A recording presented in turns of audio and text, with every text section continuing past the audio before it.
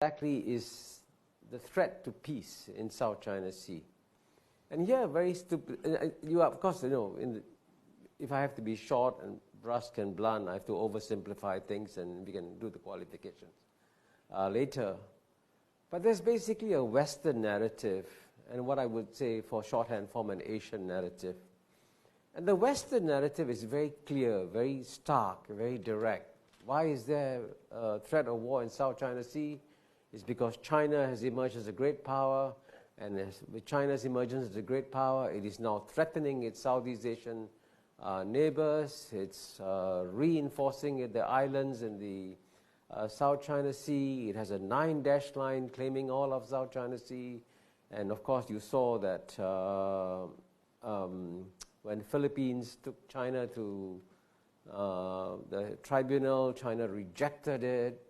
And, and then Xi Jinping promised to demilitarize the South China Sea, and then he broke his promise. All this you can find, by the way, in my book, Has China Won? All the details. So the Western narrative is very stark, very clear. And as someone who travels around the world, I can tell you that the Anglo-Saxon media makes it clear there's only one narrative, and that's the correct narrative.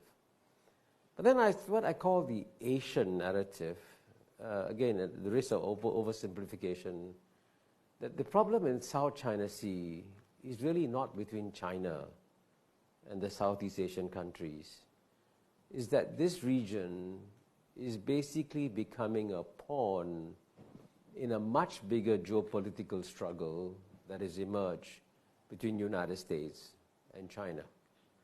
And the real threat to this region doesn't come from China's aggression or China's assertiveness. It comes from the fact that now, when the United States is looking for ways and means of embarrassing or bringing down China, it's very useful to use South China Sea as a weapon against China, and use everything there and say, see, all this proves that China is aggressive, assertive, duplicitous, and so on and so forth. So I hope that's made it clear. These are the two narratives. But the next question is, which narrative is right? And I can tell you that in the Western world, there's a total conviction that the Western narrative is right, and there's no other narrative to consider. And what is interesting, I find, is that you cannot even get agreement on what are the facts between the two cases. So I'll give you a simple example.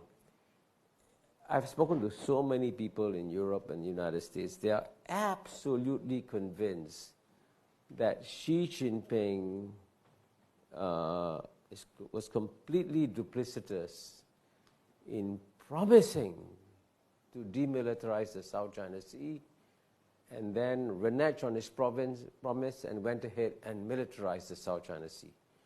I haven't met a single person in the West who doubts this to be the truth. But I discovered, ironically, from a former American ambassador to China, who probably will go down as one of the best ambassadors of the United States ever to China. And some people in Singapore also know him very well because he also was a U.S. ambassador to Singapore. His name is Stapleton Roy.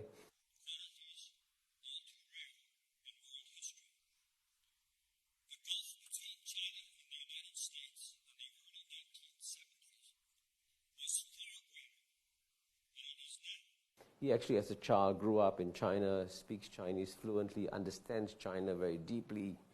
And when I was doing research for my book, Has China Won?, I had a one-on-one lunch with him in Washington, D.C. And he told me, Kishore, at the meeting between Xi Jinping and Obama raised the subject of South China Sea and said, why are you being so assertive? And Xi Jinping told Obama, okay, if you think this is the problem, why don't both of us agree? We both of us agree to demilitarize the South China Sea, and neither China nor US will set up military facilities in South China Sea.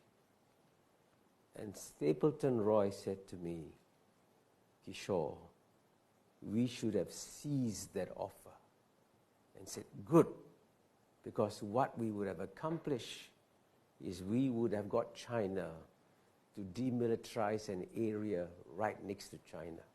This is a gift to the United States. And Stapleton Roy said to me, stupidly, we rebuffed that offer and we stepped up the naval patrols. So instead of Xi Jinping being duplicitous and having reneged on his promise, he actually made an offer that was rebuffed. This is factually true, but completely unknown in the West. And what is for me shocking, I put it at the opening section of a whole chapter.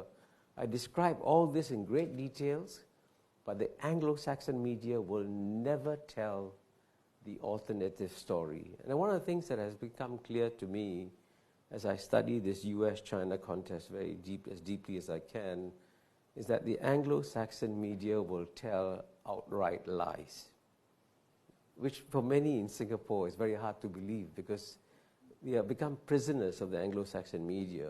And so we cannot accept the fact that sometimes they're telling outright lies on some issues. And so especially when it comes to South China Sea, we must learn to be very wary of all the facts. So for example, I'll give you another example.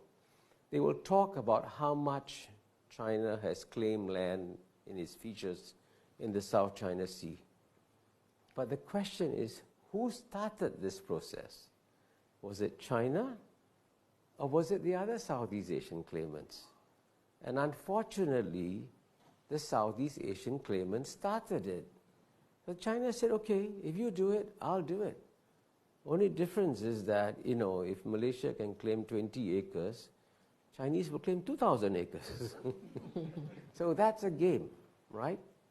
So therefore, getting the facts on this case is very, very difficult. So at the end of the day, I think that we have to be very wary of the Western narrative and be clear that clearly what's happening in South China Sea is that we are now becoming sucked into a major geopolitical contest, which, by the way, will accelerate over the next 10 years. And there's absolutely no